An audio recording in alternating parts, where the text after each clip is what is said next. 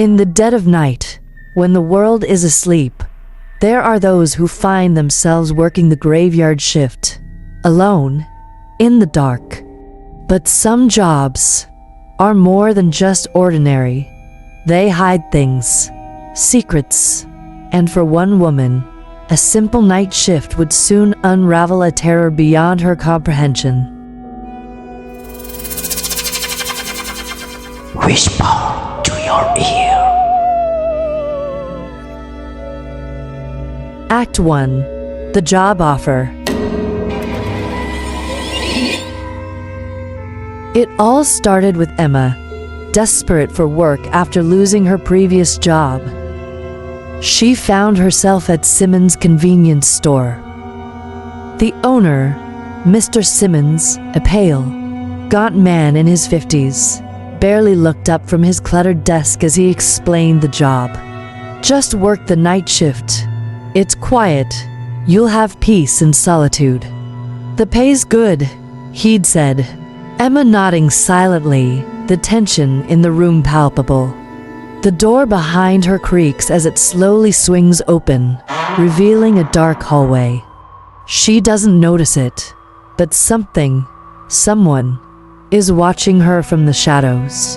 A simple job in a small town, at a 24-hour convenience store. Nothing unusual, right? But something about Mr. Simmons didn't sit right with Emma. His eyes seemed to dark, to hollow. He spoke like he'd memorized the words, but never believed them. Act 2. The First Few Nights. For the first few nights, everything seemed fine. Emma worked alone, her only company the occasional customer, mostly truckers passing through. She'd stock shelves, sweep the aisles, and occasionally check the security monitors.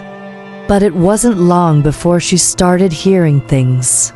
At first, it was subtle, a rustling sound from the back, a soft whispering that she couldn't quite make out.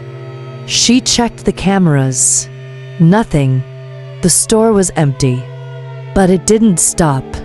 Every night, the noises grew louder, the whispers clearer, and she couldn't ignore them anymore. Act 3. The Hidden Room. One night, unable to shake the feeling that something was off, Emma decided to investigate. She made her way to the back storage room, her heart pounding in her chest. It was locked, but something about it felt wrong. Too wrong. She found a door she hadn't noticed before, hidden behind a stack of crates. It was ancient, the paint chipped and peeling. She hesitated but couldn't resist. She pushed the door open, and what she saw inside nearly made her blood run cold. On the wall, a map. But not just any map. A map of the town.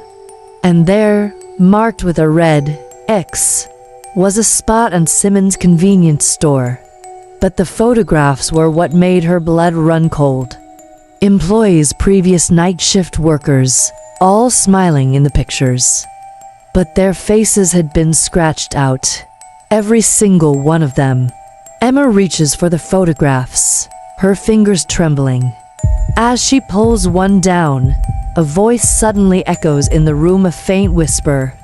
Don't look. The voice, soft and pleading, came from nowhere. She dropped the photo, heart racing. Who was in the room with her? Who had spoken? She turned, only to find the room empty. Act 4. The Terrifying Discovery. Emma couldn't ignore it any longer. Something was wrong with the store. Something dark, something ancient. As the whispers became louder, more insistent, she realized the truth. The store wasn't just a convenience store. It was a trap. Emma's eyes dart to the back of the room as she hears the sound of something heavy moving.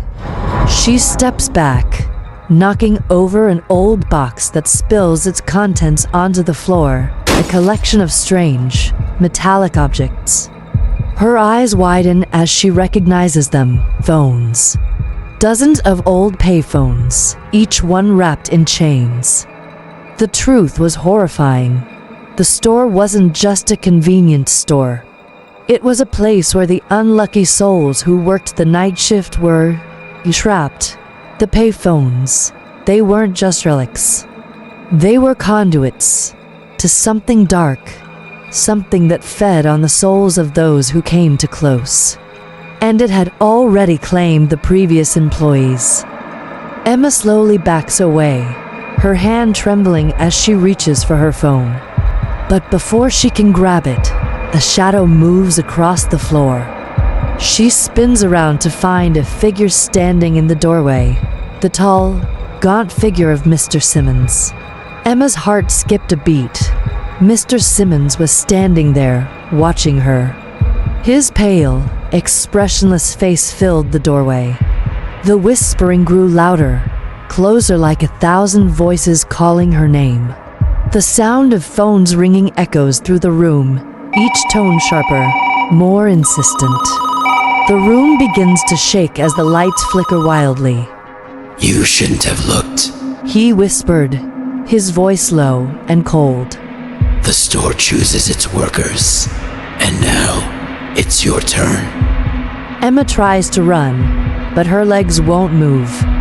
She stumbles backward, the sound of a low, mechanical hum filling the room. The payphones begin to glow, their chains rattling as they come to life. Something terrible stirs inside the walls. Act 5, the final choice. The floor cracked open beneath her feet. Cold, ancient air rushed up from the depths. The store wasn't just a place of business. It was a place of sacrifice. A place where people disappeared, lost to the machines.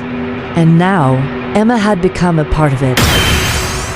As the shadows closed in, Emma was faced with a choice: answer the call and become part of the store's twisted legacy, or run and risk becoming one of the vanished. The choice was never hers to make. The night shift at Simmons Convenience Store is always open, and once you step inside, you might never leave.